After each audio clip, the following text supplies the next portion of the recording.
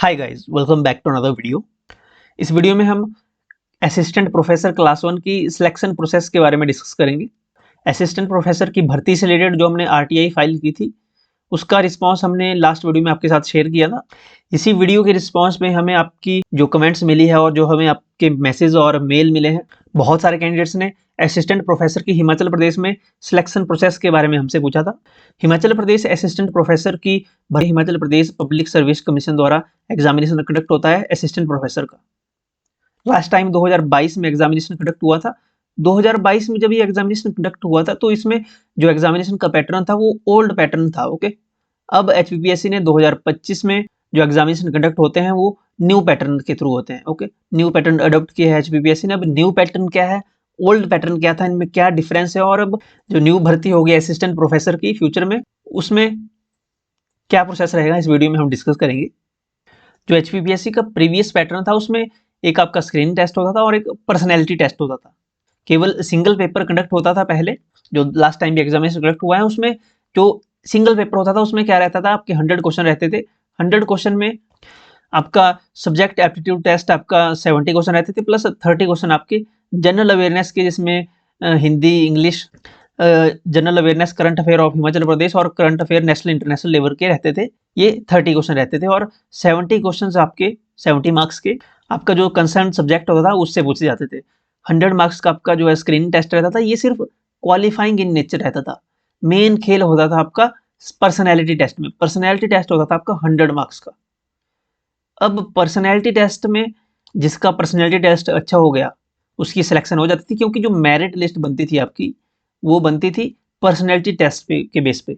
यहाँ पे रिटन के एग्जामिनेशन के नंबर नहीं देखे जाते थे। रिटन एग्जामिनेशन के नंबर सिर्फ क्वालिफाई के लिए यहाँ पे देखे जाते थे कि क्वालिफाई जो रिटन एग्जामिनेशन में कर लेगा वो पर्सनैलिटी टेस्ट में चला जाएगा। और पर्सनैलिटी टेस्ट जो फाइनल मेरिट बनती थी वो पर्सनैलिटी बेस्ड पे ही बनती थी, 100 मार्क्स पर्सनैलिटी टेस्ट से। अब यहाँ पे आरोप लगते रहे हैं कि अपने चहेतों को यहाँ पे नौकरी दी जाती थी या पर्सनैलिटी टेस्ट में धांधली होती थी, लेकिन अब इससे छुटकारा मिल चुका है। अब ये पैटर्न फॉलो नहीं होता है एचपीपीएससी में। अब जो नए एग्जामिनेशन होंगे उनमें न्यू पैटर्न फॉलो होगा। एचपीपीएससी जो अब सिलेक्शन प्रोसेस के लिए जो न्यू पैटर्न फॉलो करती है उसमें पहले आपका स्क्रीनिंग टेस्ट होगा, सब्जेक्ट एप्टीट्यूड टेस्ट होगा एंड देन पर्सनैलिटी टेस्ट होगा। ये दो चरण रहेंगे आपकी, दो स्टेजेस रहेंगी। Screening test, subject aptitude test एक दिन में, और उसके बाद पर्सनैलिटी टेस्ट। ओके, अब जो स्क्रीनिंग टेस्ट होगा, पेपर 1 आपका रहेगा 100 मार्क्स का। 100 मार्क्स का रहेगा, इसमें 50 क्वेश्चन रहेंगे, 50 क्वेश्चन रहेंगे, यानी हर एक क्वेश्चन आपका 2 नंबर का रहेगा। आपके 100 मार्क्स का आपका पेपर 1 होगा, जिसमें 30 मार्क्स की आपकी हिमाचल जीके होगी, national international affair 30 marks, knowledge of Hindi and Hindi language 20 marks, और knowledge of Hindi language 20 marks. यानी 10 क्वेश्चन आपके हिंदी लैंग्वेज से होंगे, 10 क्वेश्चन इंग्लिश लैंग्वेज के, एचपीजीके के 15 क्वेश्चन और नेशनल इंटरनेशनल अफेयर के 15 क्वेश्चन।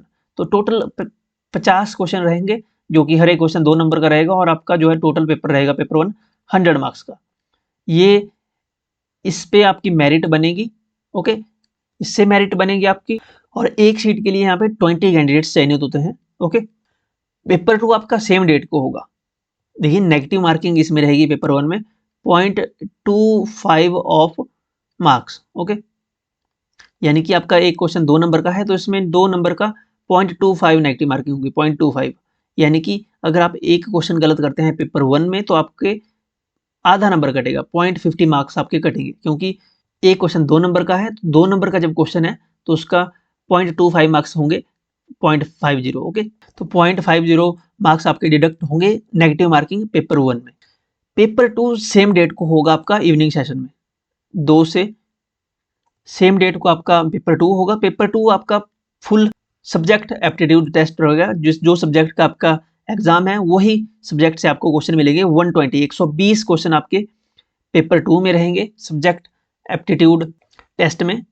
ये डिस्क्रिप्टिव भी हो सकता है और ये ऑब्जेक्टिव भी हो सकता है। पेपर 1 की मेरिट के बेस पे आपका आंसर शीट पेपर 2 की चेक होगी। अब ये कैसे चेक होगी, देखिए यहाँ पे क्लियर किया है। अगर आपकी जो एग्जाम है उसमें अगर जो वैकेंसी है, नंबर ऑफ पोस्ट है वो 25 तक है, तो आपके यहाँ पे 20 टाइम्स सिलेक्ट होंगे, आंसर शीट इवेल्युएट होंगी पेपर 2 की। ओके, अगर सीटें 25 से ज़्यादा हैं, 26 हैं या इससे ज़्यादा हैं, तो 500 answer sheet plus 05 answer sheet for every subsequent post यहाँ पे चेक होंगे। ओके, आपके अगर 26 से ज़्यादा सीटें हैं, पोस्टें हैं, पद हैं, तो 500 से ज़्यादा यहाँ पे आंसर शीटें चेक होंगी आपकी। पेपर 2 में भी आपकी 0.25 नेगेटिव मार्किंग रहेगी, क्योंकि यहाँ पे 120 क्वेश्चन होंगे और हर क्वेश्चन 1 नंबर का है। तो जब क्वेश्चन 1 नंबर का है तो इसका 0.5 आपका यानी 25.25 मार्क्स यहाँ पे डिडक्ट होंगे। पेपर 1 में आपकी नेगेटिव मार्क की रहेंगी 0.50 आधा नंबर, और पेपर 2 में रहेगी आपकी 0.25 यानी 1/4। ओके, पेपर 2 क्वालिफाई करने के लिए आपका मिनिमम मार्क्स का क्राइटेरिया यहाँ पे रखा गया है। मिनिमम पासिंग मार्क्स आपके चाहिए सब्जेक्ट एप्टीट्यूड टेस्ट में। जनरल कैटेगरी से अगर आप हैं तो यहाँ पे 35% मार्क्स आपके आने चाहिए पेपर 2 में, तभी आप पर्सनैलिटी टेस्ट के लिए क्वालिफाई हो पाएंगे। 120 का 35% यानी 42 मार्क्स जनरल कैटेगरी की कम से कम आने चाहिए, और रिजर्व कैटेगरी के 30% है रिजर्व कैटेगरी के कैंडिडेट्स के लिए सेट में कम से कम होना, तो यानी 36 रिजर्व कैटेगरी के कैंडिडेट्स के लिए, SC ST OBC के लिए मार्क्स आना कंपलसरी है। अगर इससे कम आते हैं सब्जेक्ट एप्टीट्यूड टेस्ट में मार्क्स, तो आप यहाँ से डिस्क्वालीफाई हो जाएंगे, आप पर्सनैलिटी टेस्ट के लिए क्वालिफाई होंगे ही नहीं। अब पर्सनैलिटी टेस्ट के लिए यहाँ पे जो कैंडिडेट्स शॉर्ट लिस्टेड होंगे, वो जो यहाँ पे रेशो दी गई है इस हिसाब से होंगे। अगर जो पोस्ट हैं वो 1 से 10 के बीच में है, तो यहाँ पे कैंडिडेट्स शॉर्ट लिस्टेड होंगे एक सीट के लिए 1:5+3। अगर सीटें 11 हैं या 11 से ज़्यादा हैं, तो 1:5 के रेशो में यहाँ पे कैंडिडेट्स डॉक्यूमेंट के लिए पर्सनैलिटी टेस्ट के लिए यहाँ पे शॉर्ट लिस्टेड होंगे। जैसे अगर यहाँ पे 11 सीटें हैं तो कैंडिडेट्स यहाँ पे शॉर्ट लिस्टेड होंगे 55। अगर जैसे टोटल सीटें 10 हैं तो पर्सनैलिटी टेस्ट के लिए डॉक्यूमेंट वेरिफिकेशन के लिए 53 कैंडिडेट्स शॉर्ट लिस्टेड होंगे। 1:5 50 प्लस 3 सीट्स यहाँ पे 53। अब पर्सनैलिटी टेस्ट, जिस दिन आपका पर्सनैलिटी टेस्ट होगा उसी दिन आपकी डॉक्यूमेंट वेरिफिकेशन भी हो जाएगी। पहले डॉक्यूमेंट वेरिफिकेशन होगी, फिर पर्सनैलिटी टेस्ट होगा। ये पर्सनैलिटी टेस्ट कमीशन के ऑफिस में ही होगा। ओके, कमीशन के ऑफिस में ही होगा, निगम विहार में, शिमला में।